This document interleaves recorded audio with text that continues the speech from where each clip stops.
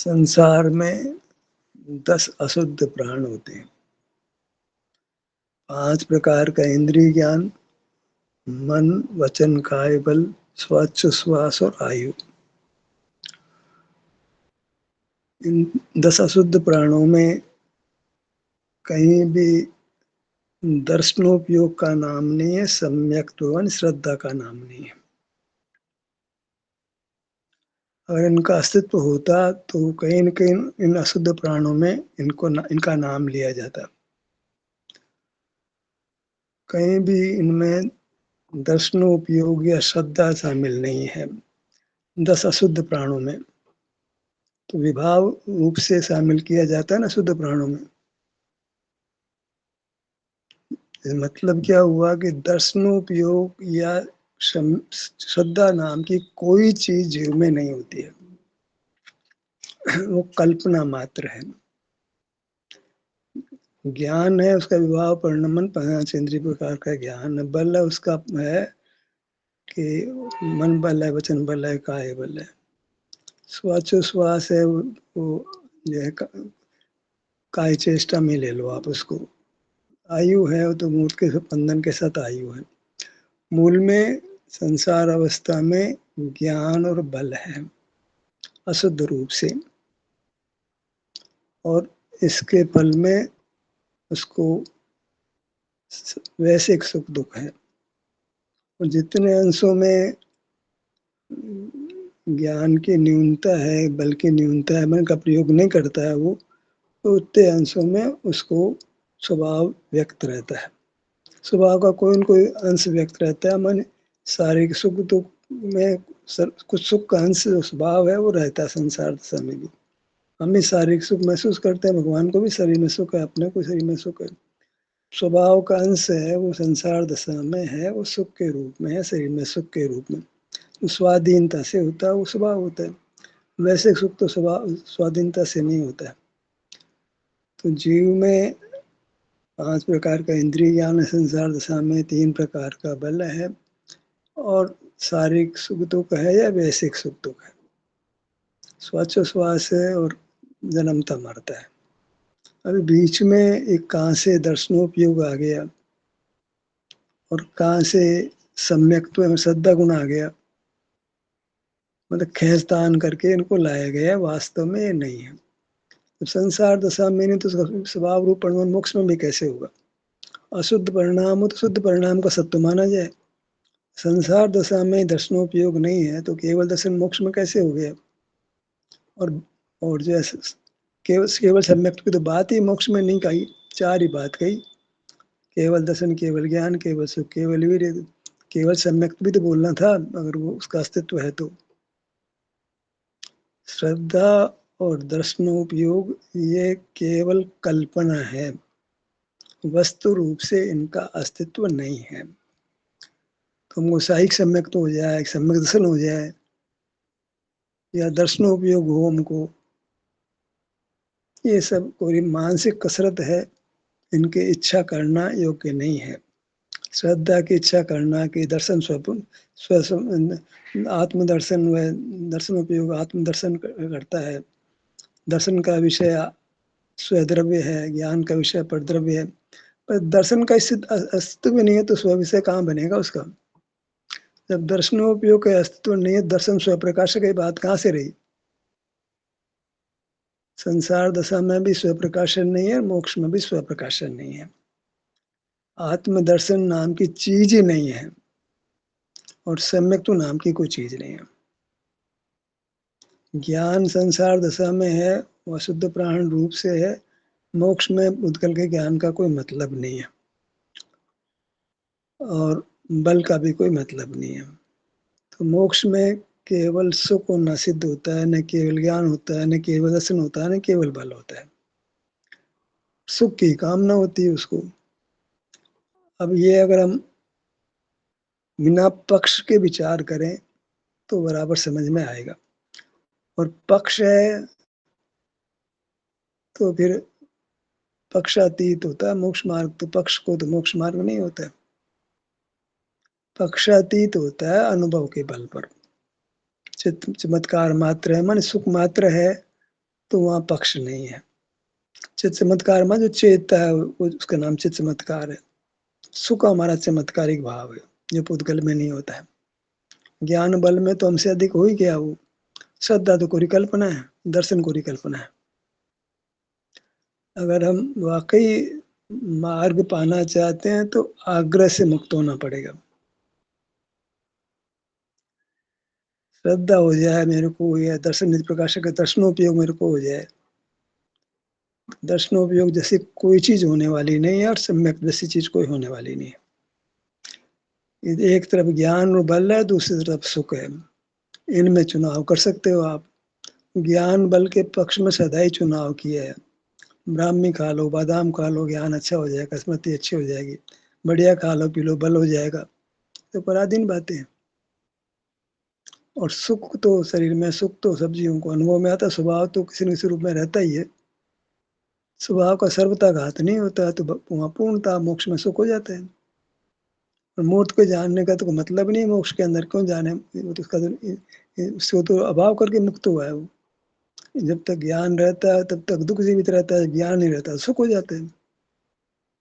और बल की ज़रूरत नहीं है, कोई सामान उठाना नहीं है, कोई इंजन से को जो है डब्बों को खींचना नहीं है, क्रेन का काम तो करना नहीं है, कोई गिरनार पे सामान रख के चढ़ना तो है नहीं, बोलना भी नहीं है और विचार करने की ज़रूरत नहीं है। शांति कब होती है? जब अपने को हम केवल सुख स्वभावी मानते हैं और सुख हमको महसूस होता है, अपने पास आते हैं तो बस अपने पास आओ और सुख ले, बस बात खत्म हो गई। आम खाना है कि पेट गिनना है? और पेट गिनना चाहते हैं तो आम तो खाने को मिलेंगे नहीं। हम पेट गिन रहे हैं और आम को छोड़ दे रहे हैं। सुख तो शरीर का है, धर्म है, हमारा धर्म ही नहीं, शरीर में सुख दुःख होता है। आम को तो छोड़ दिया हमने। ज्ञान चाह रहे हैं, बल चाह रहे हैं, दर्शनोपयोग चाह रहे हैं, अंतरंग चाह सुख की चाह रहे हैं, केवल ज्ञान हो जाए, केवल बल अनंत बल हो जाए, अनंत दर्शन हो जाए। चाहे तो अंदर के कुछ है, पढ़ के कुछ और चाह रहे हैं हम। ऐसे पढ़ने से क्या लाभ है? पढ़ाई पढ़ो तो सही पढ़ाई पढ़ो, गलत पढ़ाई पढ़ने से क्या लाभ होगा? जब हम ध्यान की थियरी समझना चाहते हैं, जिसके बल पर ध्यान खड़ा होगा, वो थियरी हमारे ख्याल में नहीं है तो ध्यान कहाँ से खड़ा होगा? भावना तो केवल ज्ञान पाने की रहेगी, केवल बल पाने की रहेगी। तो फिर वृत्ति तो बाहर जाएगी, क्योंकि सब बाहर होने के होते हैं। ज्ञान, श्रद्धा और बल की भावना रहेगी तो पर पदार्थ के अधीन होते हैं तो पर पदार्थ की इच्छा रहेगी। श्रद्धा देवसात गुरु के आश्रित देवसात गुरु को पकड़ोगे, बल रोटी के आश्रित रोटी को पकड़ोगे, ज्ञान शास्त्र के आश्रित गुरु के आश्रित गुरु को पकड़ोगे। अपने स्वभाव को पकड़ने की तो बात ही नहीं रही, अपनी वस्तु को पकड़ने की तो बात ही नहीं रही। और अपनी वस्तु जो कि पाँव से मस्तक तक ये हमारा रूप है, जिसको शरीर कह के नकारा जा रहा है, स्वरूप को ही नकारा जा रहा है। तो उस लीन किसमें हो गया आप? स्वरूप में तो लीन होते हैं। पाँव से मस्तक ये जिसको शरीर कहा जा रहा है, ये हमारा स्वरूप है। इसमें चूँकि सुख का बना है तो इसमें लीन होते हैं तो सुख होता है। सीधी-सी न्याय की बात है। अब ज्ञान क्या करेगा, बल क्या करेगा? शरीर में सुख का अनुभव स्वतः ही होता है, उसमें कौन से ज्ञान की ज़रूरत है? सुख तो अपने आप में बोलता है, स्वास्थ्य अपने आप में बोलता है कि मैं सुखी हूँ। कोई करना का उपाय करने की ज़रूरत ही नहीं पड़ती है। स्वरूप को करना पड़ता है क्या? स्वरूप तो होता है। अगर ध्यान करने की हमारी इच्छा है, तो हमें किसी आगम का पक्ष में नहीं रहना है। अपना विवेक पर फैसला करना है, पहले पराधीन नहीं होना है। पहले पराधीन हो जाएँगे तो फिर सही फैसला करने की बात ही खत्म हो जाती है, परीक्षा की बात ही खत्म, युक्त की बात ही खत्म हो जाती है।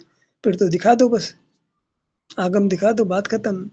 युक्ति अनुभव की बात ही खत्म हो जाती, परीक्षा की बात ही खत्म हो जाती। जब आगम को प्रमाण मान लिया तो युक्ति अनुभव को काहे को बात ही क्यों करते हो?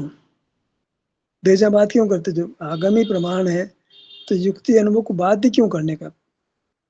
बात करना बेईमानी है। और जब ये काम युक्ति और अनुभव से होता है तो फिर आगम की बात करना बेईमानी है। क्यों? बिना आगम के भी निसर्ग से सम्यक दर्शन होना माना गया है। सम्यक दर्शन में सम्यक ज्ञान होना माना गया है। संसार दशा में ज्ञान होता है, माइलस्टोन की तरह आता है, पर मोक्ष में नहीं होता है। में पढ़ते हैं तो जब विद्यार्थी पढ़ते हैं, जब हम आजीविका करने लगते हैं तो पढ़ाई छूट जाती है, नहीं छूट पढ़ते हैं फिर। ऐसे ही जब हम अपने सुख का अनुभव करते तो ज्ञान की ज़रूरत नहीं रहती, बल की ज़रूरत नहीं रहती है। तो फिर क्यों हो? जिसकी ज़रूरत ही नहीं है वो क्यों हो? मोक्ष में हमको ज्ञान की ज़रूरत नहीं है, बल की ज़रूरत नहीं है, श्रद्धा नाम की चीज़ का कोई मतलब नहीं है, दर्शनोपयोग नाम का कोई मतलब नहीं है। तो बात इतनी रही कि तुमको ज्ञान बल चाहिए कि सुख चाहिए बस। केवल दर्शन की तो बात ही वृथा है और सम्यक दर्शन की बात वृथा है। अगर आप सम्यक दर्शन नाम की चीज़ को और दर्शनोपयोग नाम की चीज़ को गायब कर सकते हो अपने चिंतन में, तो आपको शांति होगी, निराकुलता होगी। नहीं शब्दों के व्यामों में पड़े रहोगे, कुछ फ़ायदा नहीं होगा।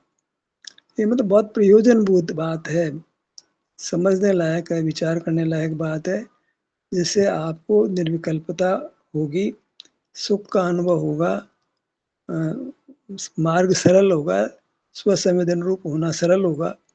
नहीं तो गलत ज्ञान के आधार पे शरीर में आप नहीं ठहर पाओगे। विपरीत ज्ञान को लेकर के आप सोचोगे शरीर में स्थिति बन जाएगी, स्व में स्थिति बन जाएगी, शरीर को स्वरूप कहा गया उसमें आप आ जाओगे, नहीं आ पाओगे। फिर सारी मेहनत सात स्वाध्याय की गई, नाना प्रकार की क्रियाएँ की गई, वो सब बेकार होगी। ज्ञान क्रिया तभी सार्थक होते हैं, जब उसके पीछे कोई विज्ञान होता है, सच्ची समझ होती है, तो फिर शास्त्र ज्ञान और क्रिया भी चल सकती है, अगर उसके पीछे पहले हमारा खुद का इंडिपेंडेंट बलवान स्थिति होती है। अनुभव का जो बल होता है, उसको पहले वो होना चाहिए। अनुभव को ही हम बलवान स्थिति मानते हैं। वही सर्वस्व है, वही मोक्ष मार्ग, वही मोक्ष का स्वरूप है। अनुभव सुख का होता है, अनुभव को सुख को ही की बात है, सुख अनुभव रूपी होता है। सुखानुभूति, अकेला सुख का कोई मतलब नहीं होता। अनुभूति स्वरूप मतलब सुखानुभूति स्वरूप। बात है वो हम सुखानुभूति है, एक परिणाम तो ये है। उसको अकेला सुख भी बोल देते हैं, अकेला अनुभूति भी बोल देते हैं, पर पूरा नाम उसका सुखानुभूति है। जैसे जीवास्तिकाय, ये वास्तव में पूरा नाम हुआ। अस्तिकाय कह करके हमने पुद्गल से उसको भिन्न कर दिया, क्योंकि पुद्गल काय नहीं होता है, हम काय होते हैं। एक ही काय है दुनिया में, वो जीव को होती है और काय नहीं है। अस्तिकाय केवल जीव ही है, पुद्गल अस्तिकाय नहीं है, उपचार से अस्तिकाय कहते हैं। अस्तिकाय एक है और परमाणु भी पुद्गल अकेला है, लेकिन उस रूप में कभी पाया ही नहीं जाता है। तो लेकिन शुद्ध रूप तो समझने के लिए तो है वो बात। अकेला परमाणु होता है जो बहुप्रदेशी नहीं होता है, उसको शरीर संज्ञा जो मिलती है संबंध से मिलती है, हमको शरीर संज्ञा मिलती है वो संसार दशा में मिलती है। मोक्ष दशा में फिर शरीर संज्ञा भी नहीं है, क्योंकि हाथ पाँव का आकार नहीं है, इंद्रियों का आकार नहीं है, तो कलंकता जो छूट गया, हमारा मूल आकार बड़ा है और जैसा भी है वो अब इम्पोर्टेंट नहीं रहा। अनुभव में आता है, जो भी आकार है वो हमारे अनुभव में मुक्त दशा में आता है। अब वो कैसा आकार है, हमारे आकार केवल आश्रय करने के लिए मुख्य था, उसको प्रकट करने की अपेक्षा उसकी मुख्यता नहीं थी। हम बड़े आकार वाले हो जाए नहीं, वो तो होता है, पर मुख्यता है केवल सुख होता है मोक्ष दशा में। हम बड़े हो जाते हैं, छोटे नहीं रहते, वो तो एक वस्तु स्थिति है, पर जो मूल उपलब्धि है मोक्ष में वो केवल सुख की है। तो ये ज़रूरी है कि ये चर्चा कुछ आगम से हटके है, तो इस पे ऊहा-पोह करें, चर्चा करें तो अच्छा होगा। क्या जीव में दर्शनोपयोग का अस्तित्व है? क्या जीव में श्रद्धा गुण का अस्तित्व है? इस बारे में कोई चर्चा बुद्धिजीवी करना चाहे तो प्लेटफ़ॉर्म ओपन है, चर्चा कर सकते हैं। योग का अस्तित्व मैं नकार रहा हूँ, आप अच्छी तरह विचार कर लें। कथन है श्रद्धा और दर्शनोपयोग, मैं कहता हूँ ये कोरी कल्पना है, वस्तु रूप से दो गुणों का सद्भाव जीव में कभी नहीं होता है, नहीं होता है। गुणों के पर्याय होगी, गुण पर्याय दोनों ही श्रद्धा और दर्शन नाम की गुण पर्याय जीव में नहीं होती है। हाँ जी, नीलम जी, रूप में स्वीकार कर रहा हूँ मैं। हम कह रहे हैं दर्शन नाम रखो तो सुख के रूप में रखो बस, अलग से सुख से भिन्न दर्शनोपयोग मत रखो। धन है वो सुख है, वो दर्शनोपयोग नहीं है। दर्शनोपयोग नाम अगर दे हम तो जीव की एकता खंडित होती है, वह अनेकता होगी, अनेकाग्रता होगी, अनेकाग्रता संसार मार्ग है, एकाग्रता मोक्ष मार्ग है। कह रहा है अहम एको एकाग्रता मोक्ष मार्ग है। एक मानोगे, एक देखिए जानिए रम रही एक ठोर। अनेक मानोगे तो विकल्प होकर संसार होगा। जिनको शास्त्र का अभ्यास नहीं है, थोड़ा-सा वो धैर्य रखें, थोड़ा समझने का प्रयास करें। इंद्रियों के सारे ज्ञान तो हो रहा है, लेकिन श्रद्धा नाम की चीज़ जो जिनवाणी में आती है, उसका कोई अस्तित्व नहीं। ज्ञान को तो मानना पड़ेगा क्योंकि वो इंद्रियों के सहारे हो रहा है।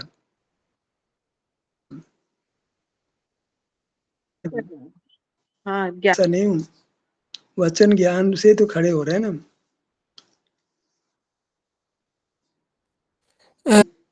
इनका है बल मैं मन में शामिल कर लूँ ना उसको अब।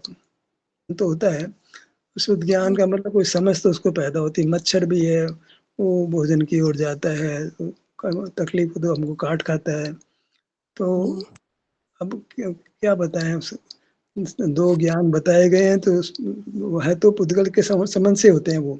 पुद्गल नहीं होगा, शुद्ध ज्ञान नहीं होगा। तो हाँ, मुझे भी बात करो भाई, मन इंद्रिय बोलते हो, थोड़ा मस्तिष्क का भी तो नाम लो। आचार्य भगवान के साहब थोड़ा मन इंद्रिय बोलते हो, थोड़ा मस्तिष्क भी बोल दो ना। नहीं तो ये तो बोलते हैं, बुद्धि तो बोलते हैं।